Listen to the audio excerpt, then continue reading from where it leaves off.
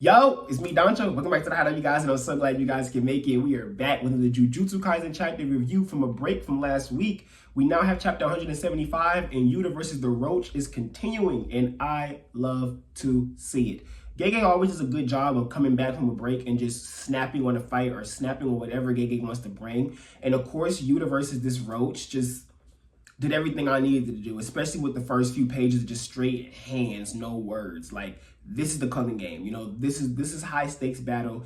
This is war. This is action, and I really love seeing it. But before we get deeper into that, I gotta say, if you like content like this, if you want more Danchou Hideout stuff from me, make sure you hit that like button. Hit that comment section below, help the algorithms out. You know what I'm saying? Talk to me so I can talk to you. You guys know I respond, and we talk to each other all the time.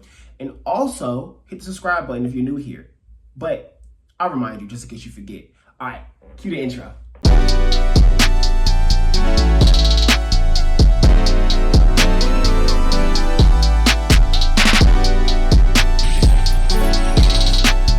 All right, so pretty much this chapter is so straightforward that this is probably going to be a really quick review, but literally the first 5 pages of this like chapter is just them fighting, and literally the first page is Roach coming in with the sword or whatever.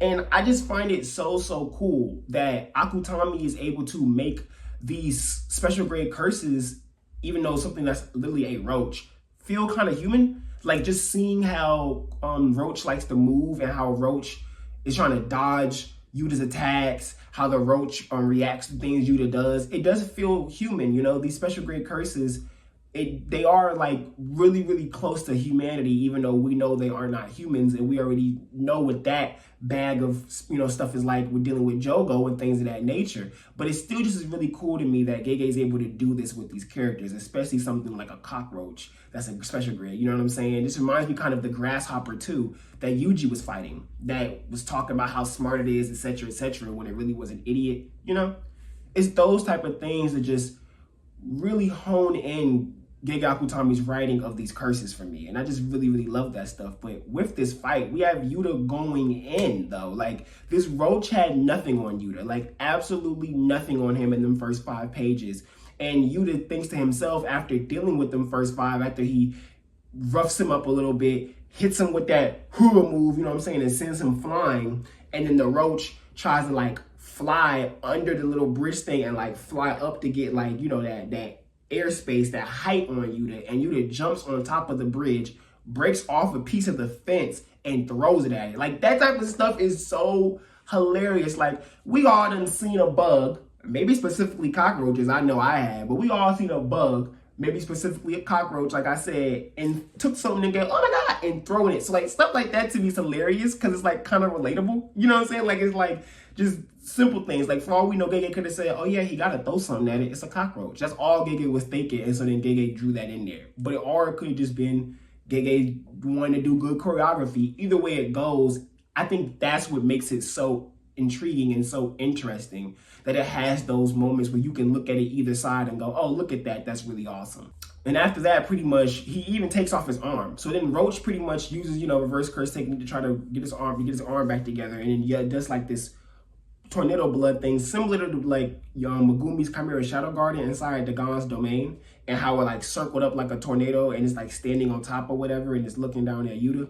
And Yuta's thinking to himself how he's being watched. Now that also to me was really interesting, because I remember thinking from 174, and I believe I mentioned this in my last review, is that does Yuta know he's being watched?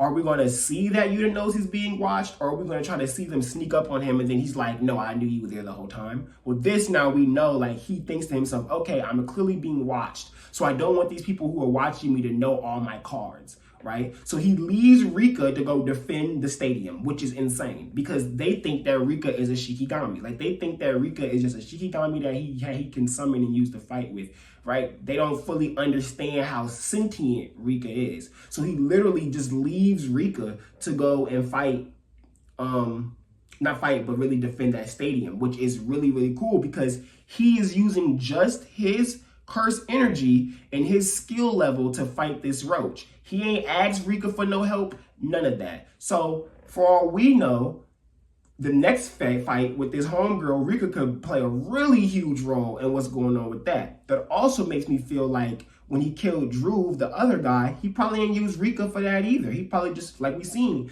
did that slice move and kept moving. So pretty much, I think Yuta about to go 4 for 4 like it's Wendy's. You know what I'm saying? But anyway, continuing on, this dude literally says to himself, okay, I'm not going to use reverse curse technique. I'm just going to fight this thing. So he decides just to straight fight it. Now, this Roach is so cool to me. If you follow me on Twitter, you would have seen this post. We seen Jogo summon the Ember insects.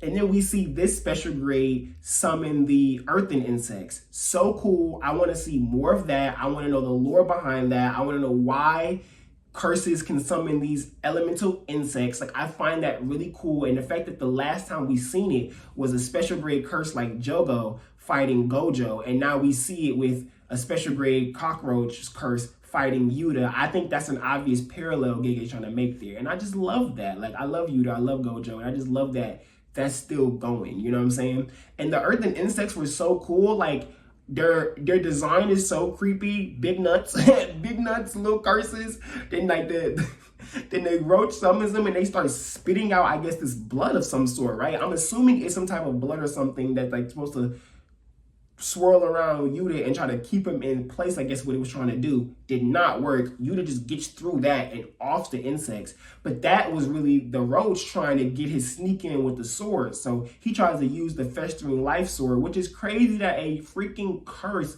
is using a tool. Like, I don't know. It's just ridiculous. Like, the level of intelligence these curses can hit to is crazy. Like, I just really love it. Like, Gege really does not miss. Like, it's just really, really good stuff. Oh, hi. How are you doing? You like the video so far? You should definitely subscribe to me because I know I'm watching too, like from a different dimension, and I'm really liking what he's doing so far. So you should definitely, I know we got the same clothes on. That's just how the dimensions work. You know what I'm saying? We the same person kind of, so we wearing the same stuff every day. But, you know, we not the same. So subscribe to Universe A Danchou at Danchou's Hideout. Universe B Danchou don't have a YouTube yet, but when we get one, I'll let y'all know. I promise I'm watching. My nails just... And he uses it to try to get at Yuta. First attack doesn't work, and then so he sends that eyeball out of the sword to go into his shoulder. So when it goes into his shoulder, it starts summoning like these many curse things. I'm assuming these were like, because it's called the festering life sword, I'm assuming those things were going to suck out Yuta's life over time and probably feed it back to the user of the sword or just the sword in general. And then Yuta tries to take that off, but then that's when the Roach goes, this is my time to attack because he's using his sword. So then he attacks Yuta here in the stomach, and he does damage because he catches him off guard.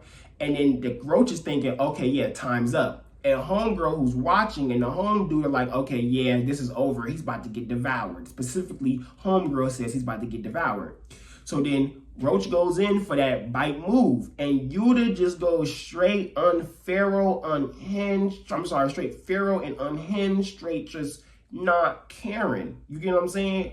Grabs this thing, puts his mouth to it, and people keep saying he kissed him. He didn't really kiss him. He just used his mouth as a gateway. So mouth, right? Let's go, mouth.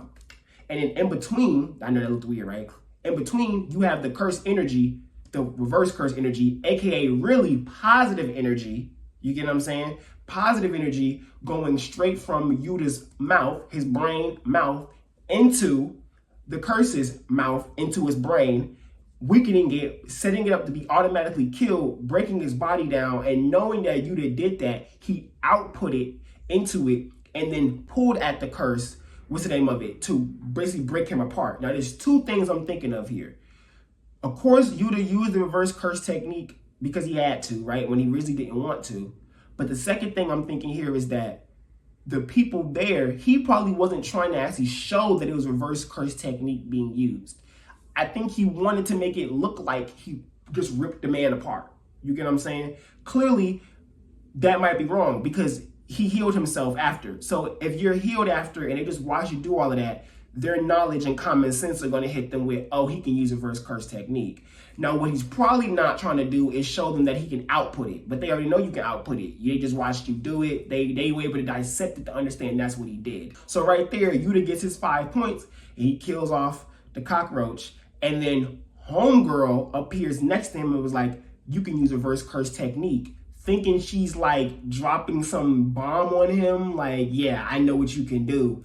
And then she tries to warp it onto him. So I'm assuming whatever move that she did to warp is her thinking, okay, this will stop him even if he uses reverse curse technique, right? I don't know if she's ignoring Rika. I don't know if she thinks Rika can't do much against her. I don't know. I'm not worried about Yuta right here. I really think that whatever's going on in this moment is really nothing to the grand scheme of what's going to happen to him. She could have possibly slid him in the mirror dimension, which I don't think that's the case.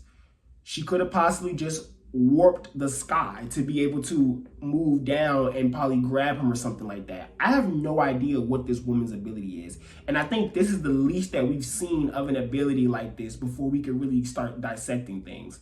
So I'm hoping that the next chapter, we don't get a full explanation of the ability, but see some things happen. And then you kind of be like, oh, okay, this is what it can do. And then maybe we'll get an actual narrative explanation when Yuta kills her or something like that. You know what I'm saying? Who knows? Now, we didn't get no explanation to the festering life sword and what it can do and what it was supposed to do with that shoulder stuff. You kind of can assume, I think, because it's kind of obvious with the name, etc., etc.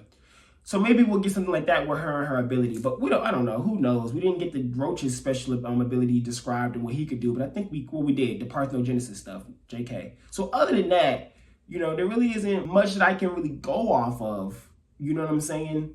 For her ability. I'm stumped. I know y'all come to me and be like, Danchou, what do you think? Right now, I have no idea. It could be some mirror dimension stuff, but I don't think it's that because it doesn't really look like mirror dimension. It could really just be her being able to manipulate the sky. Like she could be able just to make it to where people are affected by the sky and she could like pull the sky to you. Maybe the sky can grab you and pull you in the air and now you in the air stuck. Who knows? I don't know. I'm not entirely sure, but I don't think that Yuta's going to be too worried about her. And I do think it's going to be interesting to see her lose and then him fight the other dude who has some really high output. But he admitted himself that he couldn't really use reverse curse energy output like Yuta can. So I'm really interested in how that's going to go and how many chapters it'll take for him to take down her. I really hope it's one. Like if we can go off-screen Drew, really, we don't see the Drew fight, we just see him dropped. He drops Roach in one chapter, drops Homegirl in one chapter, then drops Homeboy in one chapter, just like 4 straight chapters of Yuta going crazy, 4 bodies. That would be insane. Like that would be so insane. Like that would be ridiculous. Like I would love to see that. And I think he is. Like I say, he's going 4 for 4 like it's Wendy's, man. Cheap. $5. No, $4. I love it, bro. It's good. It's good. I'm really hyped about all of this stuff, but other than that, you guys, like I always say, if you guys want to get more content like this from me, make sure you hit that subscribe button and make sure you hit that like button and you share with your friends and you tell everyone how awesome Danchou is. And he's so cool and he's really good at talking about Jujutsu Kaisen and and I really would appreciate that stuff, you guys. It's really, really cool for you guys to come back. Make sure you hit that comment section so I can like some posts, love some posts, reply to some posts, laugh at some posts. I love seeing you guys in the comment section below. So please do that for me. And other than that, it's your boy Danchou, and I can't do this without you. So, thank you. Peace.